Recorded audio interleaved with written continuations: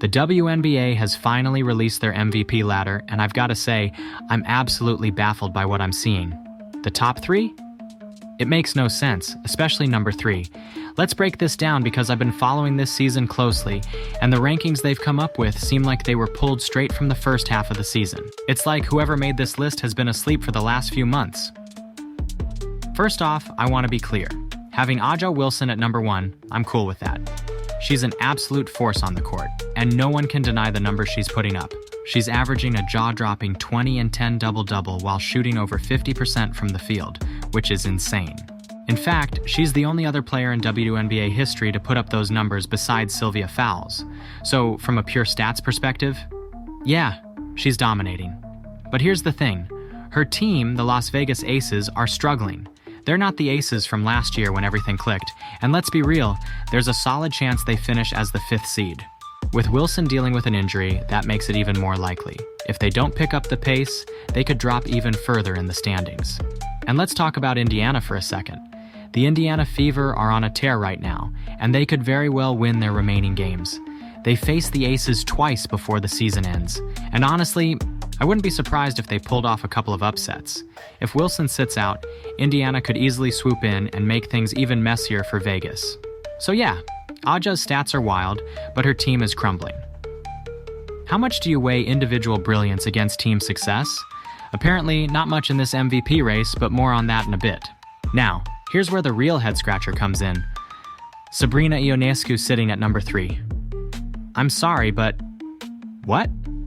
I like Sabrina, don't get me wrong, but I don't get how anyone could look at her performance since the Olympic break and think, yep, she deserves to be in the top 3 of the MVP race.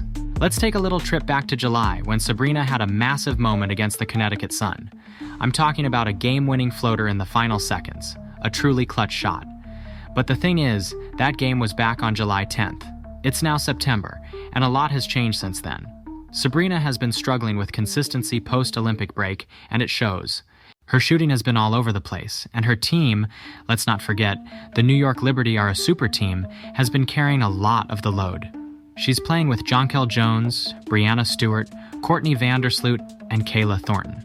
That's not just a stacked team, that's a ridiculously stacked team.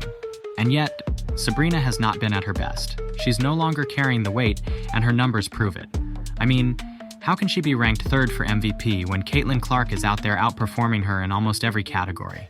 Just to give you a taste, Caitlin Clark has hit more threes than Sabrina, has better shooting percentages, more assists, more steals, more rebounds. You name it, Caitlin's doing it better right now. And yet, somehow Sabrina is ahead of her on this list? Make it make sense. Speaking of Caitlin Clark, let's dive into her season because it is criminal that she's not cracking the top 3. She's been electric all year long, showing that she's not only one of the best young players in the league, but one of the best, period. Before the Olympic break, Sabrina was leading in three-pointers made, but now? Clark has overtaken her and is leading in three-pointers made per game on a higher shooting percentage. That's big. And let's talk about her overall impact. She's leading her team in assists, rebounds, and steals, doing it all while being super efficient. She's already dropped multiple 30-point games in her last stretch and is averaging close to 20 points per game. The stats don't lie, folks. She's performing better than Sabrina in nearly every measurable way, and yet, she's still getting disrespected by being left out of the top 3? Let me throw some history at you. No player in WNBA history who has averaged 15 points, 5 rebounds, and 5 assists has ever not made the All-WNBA first team. And guess what? Caitlin Clark is currently averaging 19 points, 6 assists, and 5 rebounds. She's smashing those milestones. There's a serious chance we'll see her climb into the top 5 as this season closes. And in my opinion, she's already playing at a higher level than Sabrina Ionescu. So why isn't Caitlin Clark getting the recognition she deserves? That's a question I can't wrap my head around. Now, let's move on to Alyssa Thomas. She's having an incredible season. I won't deny that. She just recorded another patented triple-double. 12 points, 10 rebounds, 10 assists. That's impressive, no doubt. But, and this is a big but, there's a real argument that she's not even the best player on her own team. She's got DeWanna Bonner, Brianna Jones, and Natisha Hiedeman to lean on, and they're all putting up great performances. But here's my issue. Alyssa Thomas has been a major liability on offense.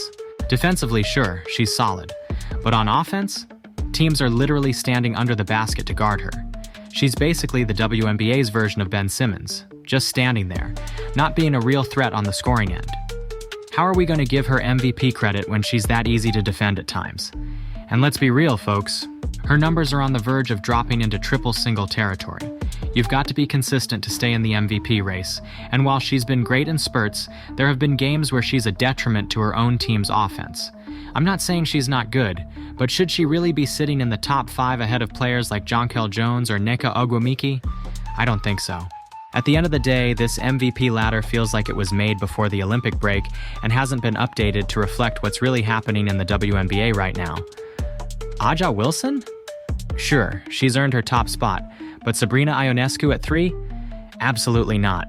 Caitlin Clark deserves to be in that spot, no question. She's been the more consistent, all-around better player, and it's wild that the ladder doesn't reflect that. As for Alyssa Thomas, she's good, but she's not MVP level good. Not with the offensive struggles we've seen this season. There are players out there performing at a higher level, and it's time we start acknowledging that. But hey, that's just my take. What do you think? Is the WNBA MVP ladder way off, or am I overreacting? Drop a comment below and let me know who you think deserves to be in that top 3. Don't forget to like and subscribe for more hot takes on the WNBA as we get closer to the playoffs. And hit that bell so you don't miss out on any of the latest news and debates. See you in the next video.